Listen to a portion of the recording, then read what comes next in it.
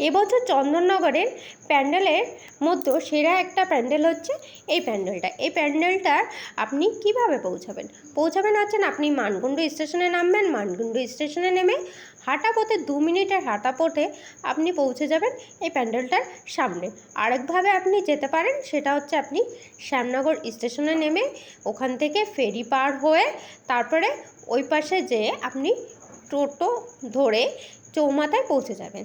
দুপাশে অনেক ঠাকুর আছে, অনেক প্যান্ডেল আছে। আপনি দেখতে দেখতে সুন্দরভাবে হাঁটতে হাঁটতে আপনি পৌঁছে যাবেন মানকুণ্ডু স্টেশনের পাশে। এই প্যান্ডেলটা হয়েছে, আর এই প্যান্ডেলটার লাইটিংয়ের কাজ এত সুন্দর আর হাতের কাজ অসুন্দর যে কিছু বলার নেই। কারণ এই প্যান্ডেলের উপরের যে ফুলগুলো ছিল সেগুলো তো ঘুরছিলই, আর সাইডের লাইটিংগুলো সেগুলো ঘুরছিল, যার জন্য এই প্যান্ডেলের আরও বেশি শোভা বাড়িয়ে দিয়েছে। তাই যদি যারা দেখোনি এখনও পর্যন্ত, তারা অবশ্যই যে এই প্যান্ডেলটা দেখে আসতে পারো, কারণ এই বছরের সেরা প্যান্ডেলের মধ্যে একটা কিন্তু।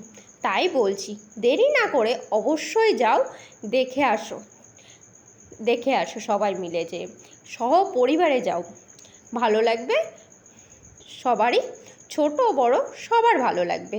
আর পুজোর মরশুমে তো ছোটদের সবথেকে বেশি আনন্দ হয়, বড়দেরও আনন্দ হয়। অবশ্যই সবাই মিলে যাও, আনন্দ করো, মজা করো। পুজোর সময় আনন্দ মজা সমস্ত কিছু মিলেই মা থাকে। মার এই অপরূপ রূপ আরও সৌন্দর্য করে তুলছে মার এই অপরূপ রূপে।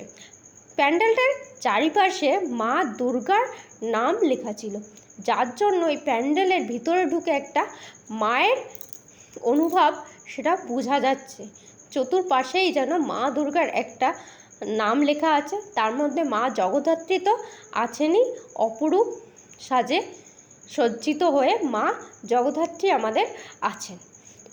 জগদ্ধাত্রীর মুখটাও খুব সুন্দর করেছিল, মায়ের যে মুখ অপরূপ সুন্দর এখানে করে তুলেছে। আর প্যান্ডেলের এত সুন্দর কাজ সেটা তো বলারই মতন নেই। তাই সামনে থেকে একবার অবশ্যই দেখে আসো সবাই। আমার চ্যানেলটা যদি ভালো লেগে থাকে অবশ্যই সাবস্ক্রাইবার করে পাশে থেকো, আর আমাকে উৎসাহ করবে তোমার এই পাশে থাকা নতুন নতুন ভিডিও করার জন্য। তাই বাই, আজকের মতন চললাম, টাটা। সবাই ভালো থেকো, সুস্থ থেকো। আর এতক্ষণ ধরে আমার বক আর এই প্যান্ডেলের সৌন্দর্য দেখার জন্য